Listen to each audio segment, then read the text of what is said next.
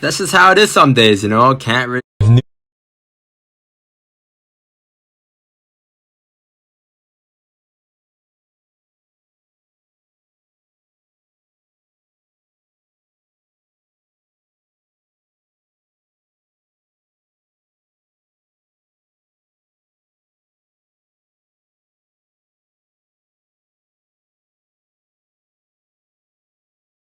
All right, so there's a couple things that could happen here in price.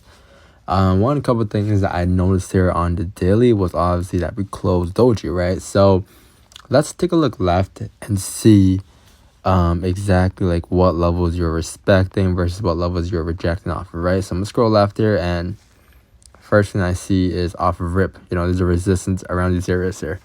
1877, which is up here. I chose this because it's the highest point of this range here, right? Because if you put it here, obviously like some given point price could break above 6.7 and then still reject off of 7.6, right? So you want to keep an eye on the higher time for the I guess like the most highest optimal level, which is gonna be 1876. Your support on price is obviously gonna be at the most recent around 1816. Let's take a look left to see if that matches or lines up. I'm gonna move it down again. No point in having here because you have a level here. Same shit, you have a level down here, right? So this is like the end point. So now you have a high, which is up here, 1876. You have a low down here at 1810, 1811. That's the range we're in, right? So think about it. If you've been closing bullish, you close bullish on what day? Friday. Then you close bullish on Monday. And then Tuesday, which is yesterday, you close doji. Nothing happened, right? So is there still a possibility here, since we're headed up anyways, right? From like 1910 to fill 1876? I believe so, right? I think 1876 is a key level. I would call it on my stream a decision making level. If you know, you know.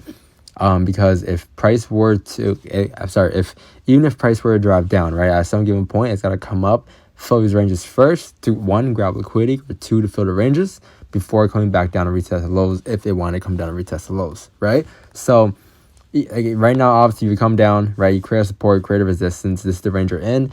Even if price were to drive down, reject to come down and retest the lows, there needs to be liquidity being grabbed because that's a pretty decent move down towards 1810 again, right? You need lots of liquidity for that to happen.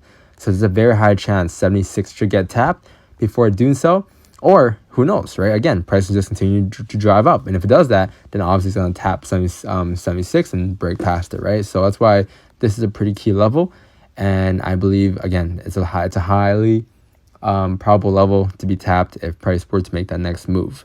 So we'll plan accordingly. I'll tell you guys in the next slide.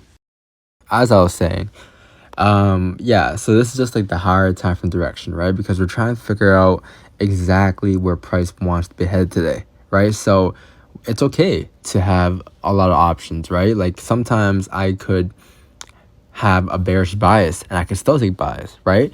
But understand when I'm taking buys, why am I taking the buys? What's the reason behind the buys? Is it a pullback? If so, then understand it's a pullback and look to get out as it's a pullback, right?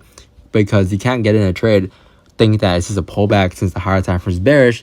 Next thing you know, you get emotional during a trade. You're like, you know what? This trade should go for a little bit more than what I put it as TP as. Then you keep dragging your TP, you keep changing it, right? You don't close it, right? But you forgot the reason why you got it in the first place was because it's the pullback, not trying to swing it, right? Whereas if you're taking trades with the trend, you have a higher chance of runners playing out. So you do want to, attempt runners. But again, understand what play you're kind of taking from price, right? Because look here, like I think there's a time, like sometime the last 2 weeks basically, when gold was dipping down or it was just driving down, and I took buys while I was still bearish that day, right? And then I took another buy right there as well. Then I took another buy over there. Then I took some sells down there, right? But it's like I took buys and sells with the buys bearish, and guess what? They all worked out. All of these trades were winners, right? They all played out. So again, that's completely fine. But you see how like when I got in my positions, I understood that these are just pullbacks, right? So I got out right at the top. Same thing here. I got out right at the top again, right? Because we're understanding that these are, for instance, trades against the bias. All right, so this is the weekly time frame, right? I think earlier we did it on a different time frame, but let's take a look at the weekly real quick. So the weekly, obviously you have 2 days left, right? It shows right here to the right. 2 days left and 17 hours until the weekly candle closes. And so far, all price did this week was just push up, right? Opened up down here, pushed up. There's no bottom wick, right? So that becomes an issue as well, right? So in this case, let's say price would have closed bullish. I would like to assume that even if you do close bullish on price, at some given point, I can't draw candles right now because I'm not on what do you call it? I'm not on my desktop, but like I can't draw a candle like this. But let's say you were a drop up, right? This is a candle you were a drop up on price. Even if you were a drop up, your next resistance is at like 13, maybe like 1888, 1880, my bad, and then 1810 is your next, right? But like let's say you were a drop up towards these either direction, right?